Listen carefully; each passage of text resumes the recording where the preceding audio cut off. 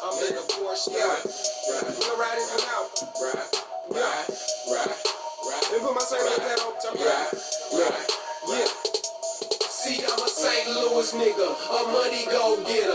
No matter how I look, because the money go getter. I'm the same little nigga. Shout out to Hillsville representative. I have an order fried rice, St. Paul. On the way from the new baby. A White Castle nigga, a dice shooting domino space playing nigga. On my north side nigga, on my east side nigga. Check that shit out. What you want? St. Louis on my cat. Welcome. So What you do? I got a St. Yeah. Louis address. St. Louis assets. St. Louis clubbing where the St. Louis asset. St. Louis ways in my St. Louis J's. Called a St. Louis case in my St. Louis days. Now I'm international. St. Louis. Welcome. This is week fucking 13 of the all-active fantasy football season. Monday morning quarterback week 13. I am your host, Big Mo. Welcome to all the GM, busters, punks, bitch niggas, hoes, commissioner, co-commissioner, GMs, and everybody in the league. Listen, week 13, division play. This is what it's all about, baby. Sorry about that. Cut that off. Disclaimer. The views of the Monday morning quarterback and the Thursday morning pre-cap are not necessarily those of the league, the commissioner, the co-commissioner, and the owners. These are strictly my opinions. If I give some advice, you follow it. Give my props. If I give some advice, you follow it and it don't work out, you're a grown fucking man. Run your own squad. Chat room. If you are not in the chat room, you letting life pass you by. The shit goes crazy in there. Shit talking all. As of late, I'm going to be real with you. Motherfuckers have been quiet lately because motherfuckers is, trying to eat their humble pie, or motherfuckers that's usually up at top ain't got shit to say because they down at the bottom. Boss 14 with your soft ass, or anybody. For the most part, motherfuckers get quiet when they start losing. But the chat room still kind of fun. Y'all need to get in that shit. Playoffs are coming up. These games are this shit is all for all the marbles. Got some other stuff coming up for the show. We got some improvements and stuff that we got planned and stuff in the works. And lastly, it's this dude that keep hitting me up. Lord hate, leave me the fuck alone, please. No. Leave me alone. So with that being said, we finna get into these motherfucking games. Listen, starting with the Kings versus the Ass Kickers. All right, with this one, the Kings and the Ass Kickers. You got Kings sitting at 5-7. The Ass Kickers fighting for their playoff life at 6-6. They gotta win out in order to get there. I think this game is the only game that's fully finished at 100%. So 166 is the final score. The Ass Kickers at 179, which is fucking dismal. Now, I will say this. As far as the Kings go, we're going to get into these numbers first. So, top performance for the Kings. Chuba Hubbard went off crazy for 26 points. McBride, the trade that his sister allegedly accepted, that motherfucker went off for 25. Your sister GM of the year with your soft ass. And New England got you 12 points. On the other side, Devontae Smith, 27, Jalen Hurts, 25, and Ecubomb, 15. Now, we're going to get into those. Let's see what we got. We're going to get into these. So, first off, Geno Smith. We're going to talk Geno Smith. Coaching is everything. Now, the people in the chat room were talking, and they were saying, so even when we talked on Thursday with Roy from the Rankins crew, we talked about the options at quarterback and stuff like that. And I've said this, why trade for an individual? The one you came into the chat room asking about, got the trade. You trade for him, but you don't start him. Now, on the flip side, you did have what we call a crazy Dallas defense. I'm going to be real. If I had another option, I probably would have sat Geno too. But Geno went on the bench for 36 points. 36 points, you win easily. You win easily. But you got 7 from Zappy. Ramondre Stevens went out with 3. Chuba Hubbard, like I said, 26 points. That was crazy. Devontae, 11. Godwin got you single digits. McBride with his 25 points. Listen, I'm gonna say this to you, Lil Larry, and we've had our dust ups in the group and whatnot. I'm gonna wait to the end. I'm going to get through these numbers. Wicks got you 8. The only thing you really left on the bench was those real big 36 points. So we take away those. We're going to take away 7 points from Zappy and put in 29. You still win. You win easily. But we're going to talk about the coaching. On the other side, Jalen Hurts did Jalen Hurts type stuff. David Montgomery got you 15. Hollywood Brown went out. He was questionable all week and with a heel or some shit. Motherfucker went out in the third quarter with less than a point. That shit is dismal and horrible. Fonte did his thing. Josh Downs, the rookie, had a rookie game. I guess it wasn't his best. Plus, they went into overtime. Shit didn't look good. Trade he did for Chiggy. Chiggy came out for a good 10 points. That was good work. Reed, the rookie, got you 6. Algiers got you 3. Overall reality, this team, you got Ecubon. Ecubon was picked up on November 29th. Samson Ecubon, he got you damn near 15. Use the free agency waiver wire, children. There's some gems out there, especially when you need to stream something when you got buys and shit. 49ers defense came out and did their motherfucking thing, but Josh Jacobs was on by, Khalil Herbert was on by, Okereke, the number 4 linebacker, and all the Lamb was on by, Madison was on by, and Jordan Love. Jordan Love is doing his thing. Jordan Love is currently ranked 13th. Motherfucker said he wasn't going to be shit. But I watched a graphic on the football game last night, and it showed that Jordan Love has the exact same numbers that Aaron Rodgers did at this point in his career after he took over for Brett Favre. When I say the exact same numbers, touchdowns, passing yards, quarterback rating, everything exactly the same. Crazy. Commit was on by. Nothing really left on the bench. So now going back to what I was saying, coaching, very important. I probably would have sat Geno too, but follow your gut. Lil Larry, we've been saying this for a long time. You have a better football mind than what you give yourself credit for. Follow your own mind. Follow your own advice. Follow your gut.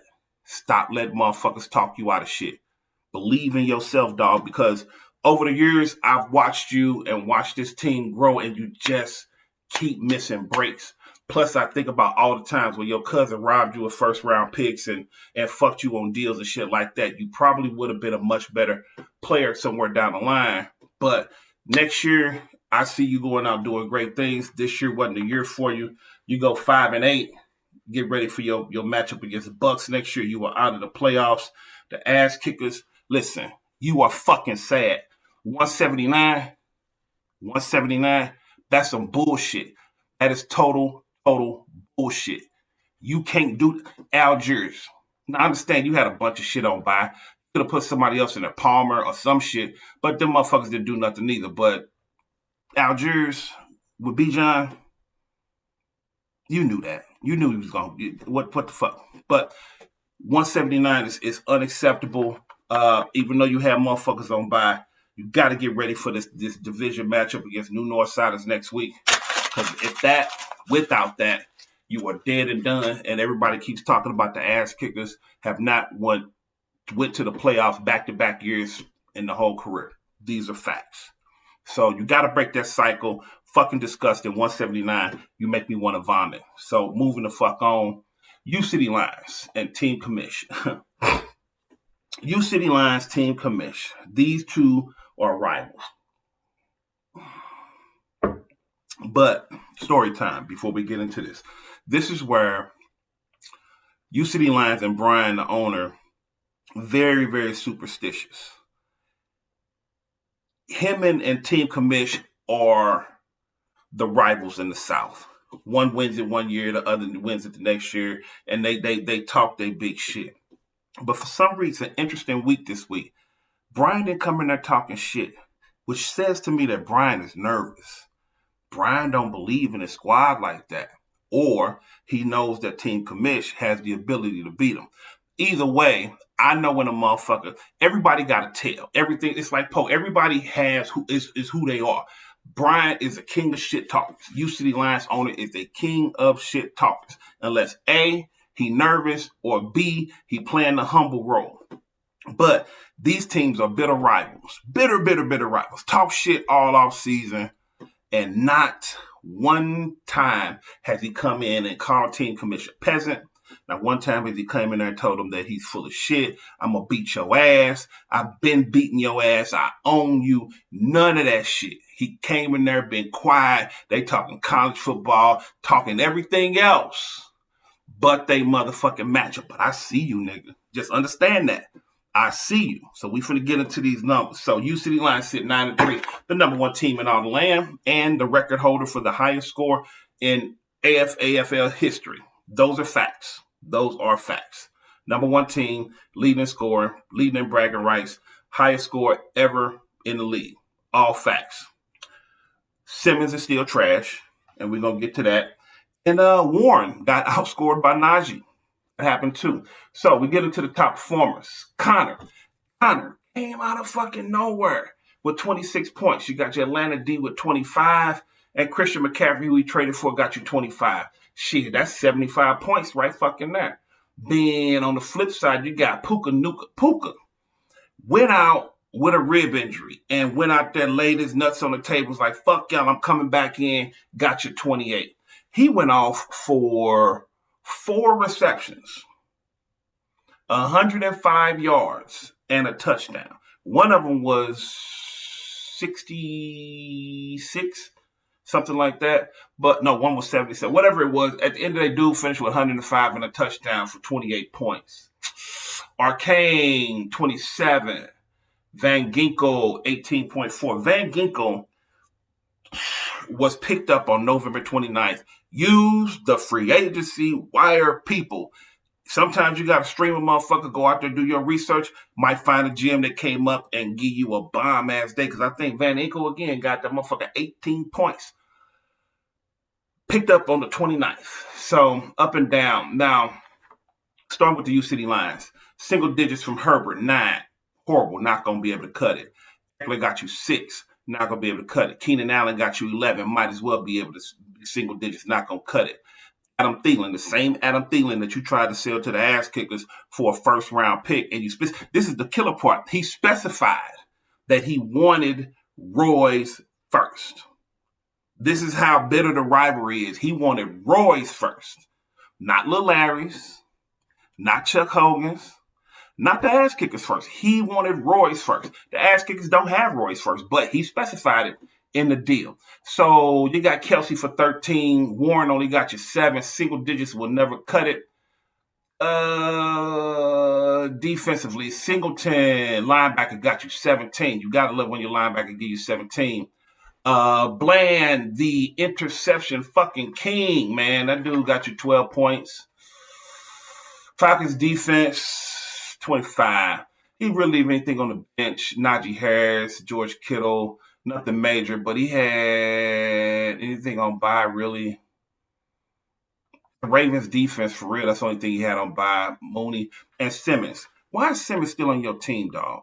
We talked about this last offseason, this past offseason. And before the season started, I told you dude was going to be trash, and he was. Why are you still holding up a bench slot? I don't get it, but that's how you operate. But again, you got 26 from Connor, 15 from a linebacker, 17 from a linebacker, 12 from a safety. And you picked up the defense that got you 25 points. Picked them up on November 23rd. I'm telling y'all, free agency, y'all. Overall reality on the other end, Patrick Mahomes got you 14. Waddle got you 11. Juwan Johnson got you a goose egg. That's gonna fuck you. St. Brown got you 14. Flex spot J Dots. He did a trade to get J Dots home, and he was excited about it. J Dots got him 5. So, but defensive lineman got you 18. That kept you in. Buda Baker got you 10 for the safety spot. Anything really left on the bench? Nothing super spectacular. Right now to see on Monday night, you got the number one linebacker in all the land going. You got Hilton, the cornerback going, and Devin Lloyd going, and the kicker. Now, I think U City got a 70% chance to still win. And not saying that they can't. They projected they finish out at 235. Currently, the team commission sits at 189, projected to finish at 225. It's only a 10-point difference. That can swing. Monday nights is crazy. You never want your game to come down to a Monday night. We've seen it all season long. That shit can come back to bite you. So I personally, on Thursday's show, I think me and Roy from the Rankins crew picked U City to win. Now, side note, we do have a draft party millionaire bacon bet, which is separate from my show. I actually picked Team Commish to win in the bacon bet. And I'm actually going to stick with that. I actually think that Team Commish pulls it out their ass and knocks down the U City Lions. And that's my take on it. But I got U City going down 9-4, getting ready for their matchup against Chibo Burgers. And Team Commish going to 9-4, taking back over the number one spot in the South and getting ready for they match up with the World Boss. Roy from the Records crew and myself are going to talk about a lot of this stuff as far as playoff contention and where the numbers may fall and whatnot. But it's a rumor out there that the World Boss may go full squad on Team Commish and be a spoiler. So we're going to see how that go. But those are the numbers on that. Next up, speaking of, we got the World Boss with their tanking ass going against Chibo motherfucking Burgers. World Boss is 4-8. Chibo Burgers is 7-5, fighting for their playoff life. Sam Howell got you 19. Charbonnier got you 18. Morstead got you 14. Really not going to spend a whole lot of time on the World Boss with their tanking ass because they just kind of just threw some shit out there. But Charbonnier got you 18. Now, Charbonnier was I want to say it was the 7th pick overall, somewhere in there, 7th or 11th. It was 7. So 7. Now, Charbonnier with Walker out. Charbonnier been doing his thing. So now we got to figure out what happens in the offseason next year, things of that nature, because your ass ain't going to the playoffs. So whatever Charbonnier does from here on out really doesn't affect. But with your tanking ass 2 times in a row, with your soft ass, we're going to see what you can do. The number 1 overall pick got you 12 against the Jets. That ain't shit. Mike Evans got you 35 on the bench. You trying to sell him, but I think Mike Evans is going to be gone with his old ass. On the flip side, so look, Chibo Burgers, he traded for Pickett. And what was the deal on Pickett? I think he traded with the Kings. Yes, the Black Republicans. I think they traded for a pick. And I don't remember what the pick was, but you kind of could have saved that pick. This is where GMing and coaching, sometimes we all make mistakes. We all have made mistakes. And not necessarily saying this was a mistake. You can't predict injuries, but Kenny Pickett is injured. And it was a 1-week rental. So Lamar Jackson, he's coming off a bye. You needed a quarterback, yeah, kind of, but you was going against a tanking team. So I wouldn't have made the trade, but that's just me. Breece Hall got you 11. Garrett Wilson 10. These are some dismal numbers. Tight end got you 4. Kyren Williams is out there killing the game right now. That motherfucker got you 88 yards and a touchdown, 22 points. At Firemoose, 7. Look, man, you really think on the bench. I know Damian Pierce was an offer before the trade deadline. Firemoose was an offer before the trade deadline. And, sometimes we win, sometimes we lose. And sometimes when you lose, sometimes you really win. But at the end of the day, this game was really important because Chibo Burgers has a game against the U City Lions next week, his Steelers brother. So we're going to see how that pan out. But Chibo Burgers, they win with the 170, which is, we just going to call Chibo. Come on, man. We know that's dismal, but I'm not going to ride into it because this is one of the ones. So Chibo's going to go 8-5. And Roy from the Rankins crew is really going to get more in depth into this, the numbers and the stats and how everything matches up, because wherever ESPN puts it, it's going to fall. But the way it's looking, if Chibo goes 8-5, and then he goes and beats the UCD Lions, he's now 9-5. He's in. But if he goes and you loses UCD Lions, now he's 8-6, and now it comes down to the ass kickers and the New Northsiders. If all three of them are 8-6, there's a 20-point difference between New Northsiders and Chibo Burgers. So basically, in a nutshell, from what, and this is just all preliminary stuff, what I'm predicting, if the ass kickers lose, the Burgers are in. If the ass kickers win, then he needs to score 20 more points than the New Northsiders in order to get in. So it's a lot of moving parts. We're going to get into it more on Thursday. But UCD Lions, Chibo Burgers, they go 8-5. They win. Get ready for the game against Team Commission next week. New York City Matrix and the People's Champ. Not going to spend a whole lot of time on this, but you got Matrix sitting 2-10, projected to hit 125, currently hit 108. 204 sitting for the People's Champ, projected to hit 243. Numbers: Cooks 17, Goff 17, Dillon 11 for New York City Matrix. Metcalf, who he traded for, 42, it's going to call it what it is, 43 points. CD Lamb, 36 points. Brock Purdy on the bench. No, Brock Purdy started, 33. That's 60, that's 100 points right there in two wide receivers and a quarterback. Literally 100 points, over 100 points. Now, getting into the numbers, Elijah Mitchell got you one. That's true. Rondale Moore got you one. Khalif Raymond got you one. But you had enough scoring around you and a dismal opponent, but you're still going to go ahead and pull this off. 10 points for your cornerback, 21 points for your defense. Nothing really left on the bench, but we're going to go ahead and we're going to talk about this MASH unit that you got to bench. Dawson Knox, injured reserve, and was on bye. Gus Edwards was on bye. Joey Bosa, injured reserve. Diablo on bye. Justice Hill on bye. Shit, if motherfucker not on bye, motherfuckers is injured. You went and picked up Jake Brown and tried to get that Jamar Chase stack. Hey man, he did a lot of trading, and I'm kind of with Roy from the Rankins crew. He is a strong contender for GM of the year. He just is. And I hadn't noticed it until he pointed it out, but People's Champ goes on the win. They go 9-4. Get ready for their matchup against the Black Republicans. Matrix gets ready for his matchup against Broad Street Bullyfoots.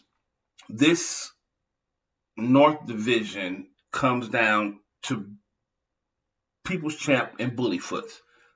But unless something major happens, Bullyfoots pretty much has won the division, because Matrix is not going to be Bullyfoots next week. And Black Republicans, again, they have shown that they can score in droves, but People's Champ, everybody stamped their ticket, but I don't see People's Champ winning the division. Broad Street Bullyfoots probably locks it up at the end of this week. So, moving on to the Bullyfoots and the Black Republicans. Black Republicans currently sit 5-7. Projected to hit 143. Currently sits at 135. Broad Street Bullyfoots sits at 163 with an 8-4 record. They led the league most of the season in scoring. They're currently at 163, projected to hit 120. They are 89% chance to win. We'll get into the numbers. Tyreek Hill, 40 points. Jake Ferguson, 21.5. I need that money, Jake. I need that. Jake Ferguson, I believe, was the 24th pick. So he's a second-round pick. And he out here doing his thing, man. He just truly is. And I think Ferguson is like the number 7 tight end in all the land. And Brandon Ayuk got you 17 for the Bullyfoots. On Other than Republicans, Tyreek Hill 18, Kane 14, and Kyler Murray got you 12. So tonight, Trevor Lawrence is still going. Etienne is questionable, but he's going. On one side, like I said, Brandon Ayuk got you 16. Dortch got you 4. Logan Thomas got you 2. Those single digits is not gonna fucking cut it. We getting ready to get into the playoffs, ladies. So we gotta do what we gotta do. Anything left on the bench? Zeke went off for 15 on the bench. Elijah Moore had 13, but Bullyfoot's got he has scored up and down, so he's really not. Like I said, he led the league in scoring for probably 10 weeks, somewhere around in there. But that's why I talked about the first half of the season and the back half of the season. Shit changes and shit goes with the bye weeks start kicking in. On the flip side, Black Republicans, Zach Moss had a chance to go out there and really start doing Zach Moss type shit, but I guess the Tennessee defense was too much for him. Only 9.5 points. Jonathan Taylor is out. Jerry Jeudy only got you 8 single digits. Ain't going to do it. Marty Cooper got you 7. 3 from Rico. Why would you start Rico Dowd? I don't understand that. Unless, let me see, you got something on the bench. Let's see, on bye. Kincaid was on bye. Queen was on bye. Gainwell actually outrushed and outscored Swift in that game. The Jets defense got you a dub. You probably wouldn't have won this, but it's Black Republicans. You guys get ready for the People's Champ next week. You guys go 5-8. Broad Street Bullyfoots. You guys got 9-4. And get ready for the Matrix. Broad Street Bullyfoots. Congratulations on your division title. Moving on. At work and the Gronk. This is another one that is coming down to these two. And the thing about it is, one person. Nope. Because I'm gonna go ahead and give that work the win of the division because he's facing a tanking El Patrons next week. And we just gonna get into this. So you got that work versus the Gronk. The Gronk is still my edge for right now. And me and Roy from the Rankings crew, the commission, the co-commission and whatnot, we still gonna go ahead and draw out all the numbers and lay it all on the table. But the Gronk is still my pick for GM of the year. We gonna see, but that work really sits at 240, 9-3 record, projected hit 250, 32 for Kamara. Sam Laporta is the number 4 tight end in all the land. He's the number 13 overall pick, first round pick. This is where research come in, Lennox. And I taught you, nigga. You out there researching, looking at college. You're welcome, motherfucker. So Laporta, 13th overall pick, came out as a rookie, instantly out there killing the game. And you got Pacheco with 25. Pacheco, I went out but came back in. On the other end, Gronk, Nico Collins, 37 points. Hey, one of the ones he got in trade. Michael Pittman Jr., 30 points.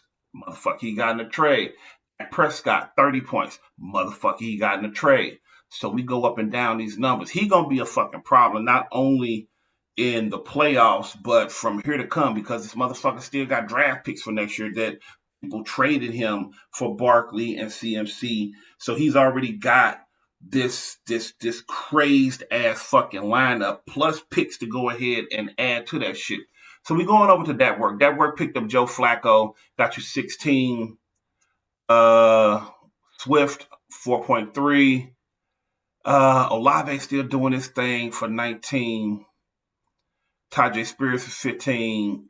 Man, this team is scoring in droves, man. This team is out here doing their thing. Nothing really truly left on the bench. This motherfucker put it out there, but Aaron Jones is out. Kirk Cousins on injury reserve. Hendon Hooker. The rookie is I liked Hooker.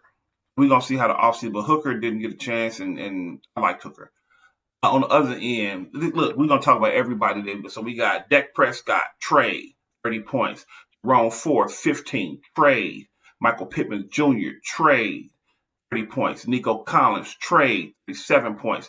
Tank Dell, who he drafted. Now, Tank Dell, the rookie, been out there doing his fucking thing, but he broke his leg in the first quarter. Got you, goose egg. I'm not even going to hand that against you because Tank Dell been beating ass all season. And if he didn't go out, let's just say he had another 15. your ass still would have hit like 250. So Tank Dell is out. We got to keep an eye. I really got to keep an eye on the motherfucker. Broke his foot. He out for the season. You got Hudson going tonight. You got him in a trade for the team commission. 1, 2, 3, 4, 5, 6. Singletary, I think, was yours. Cortland Sutton, trade. So 1, 2, 3, 4, 5, 6, 7, 8. 7 of his starting offense right now are all trades he received. Shout out to the motherfucking Gronk. Damn, he still got Hubbard going tonight, which was a trade. Hudson going tonight, which was a trade. Shit, this motherfucker just went. I mean, you revamped your whole fucking squad. And that's crazy. Your punter got your 10. You gotta love that. Baker Mayfield's on the bench. Miles Sanders, which is trash, got you 4.2. I hate the fact that you got Miles Sanders. And again, team commish and everybody was talking about it in the chat group. And I think Roy from the Rankings crew brought it up. Miles Sanders is just a guy that's good enough that you really can't drop, but not good enough to really get in your lineup because he's not consistent. He's consistently trash. And every now and again, he have a good game. But neither here nor there. Gronk goes out. They lose. They go 8-5. Get ready for the Walkers, who is not quitting. This motherfucker, even though he's out, is still fighting. The rookie owner is doing his thing. That work got a tanking ass El Patrons. They go 10-4, 8-5 for the Gronk. Shout out to that motherfucking work on they shit. I think this is like their 4th, 5th, 6th division title in a row. Shout out to that work. Moving over, you got El Patrons and the Walkers. Okay. El Patron is currently slated to hit 235. Currently sits at 220. 186 for the rookie owner Chuck Ball. Chuck Ball, Hurricane Walker, 5-7, projected to hit 204. Christian Watson for the El Patrons got you 30. 27 for the Indianapolis defense. A.J. Brown got you 22. On the flip side, 41 for Deebo Samuel. Rashee Rice got you 22. And Winfield got you a smooth dub. Both of these teams are good. The one thing I can say about the Patrons that is fucking sad, you better than this with your soft ass. You got your win just so you wouldn't go 0-14. Fine. But from the Dale, dog, what you doing? We don't fucking roll over. What are you doing? It fucking makes me sad. Puss ass. Bum. Going for your first win. You's a fucking bag. But on the flip side, Walker is not giving up. On the buys for the Walker, this was just a bad week for the Walkers was making their push. And they needed a lot of shit to line up. But it was going to be a stretch for them to make the playoffs. But you got Hunter on bye. Beckham on bye. Boyd on. Boyd goes tonight. Shit. It really comes. I'm in the wrong thing. Sorry. When they buys, you got Rondelay on bye. Gabe Davis on bye. James Cook on bye. Josh Allen on bye. This motherfucker had to go out and signed A.J. McCarron, which I don't even know why, because I believe A.J. McCarron is on the fucking practice squad. Cordell Patterson, he put Cordell Patterson in there, got you 3 points. Got a goose egg from Justin Watson.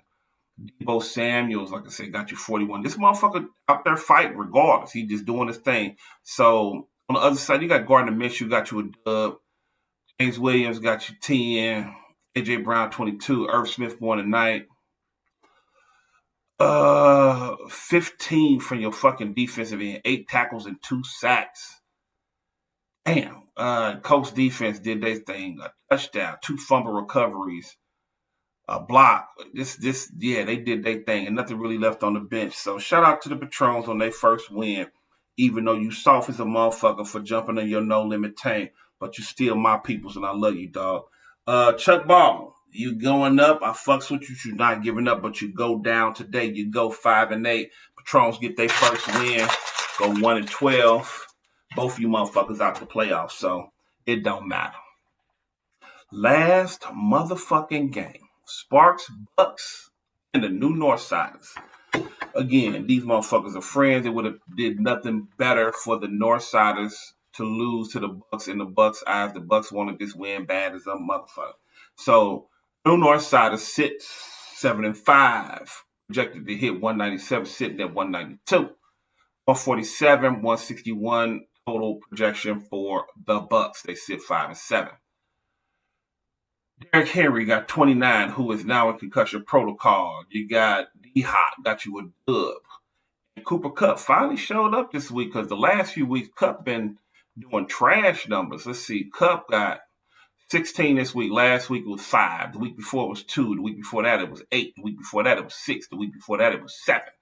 They finally came out and got you 17. So shout out to Cooper Kupp coming back to the fold, which he really fucking needs because next week is for all the marbles. So getting in, we're going to go on and start on the Sparks Bucks side. CJ Stroud got you 17. Pollard got you 20. Robert Woods got you a goose egg. That hurt. JSN, the rookie, got you 15. Tyler Higbee, 6. Westbrook, 4. Jonnu Smith, 3. Jonnu Smith? You knew. You knew. You had to know. You could. Okay.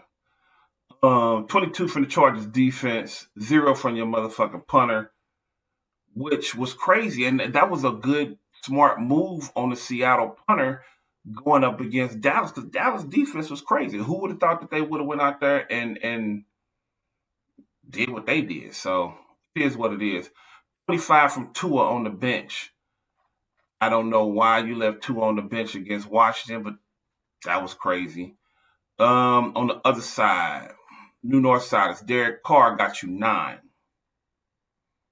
That's not going to cut it against the ass kickers. Derrick Henry is questionable. We're going to see how that play out. Mostert got you 13. D-Hop a dub. Cooper Kupp is back. Everett got you 9. Tyler Lockett 12. Brian Robinson is questionable. Got you 6. I'm just saying. Linebacker got you 15. You got to love it. Anything left on the bench for real? Mingo left on the bench. Matt Stafford left on the bench with 26. This team has not scored over 200 points in weeks. I want to say once out the last 6 weeks has he scored over 200.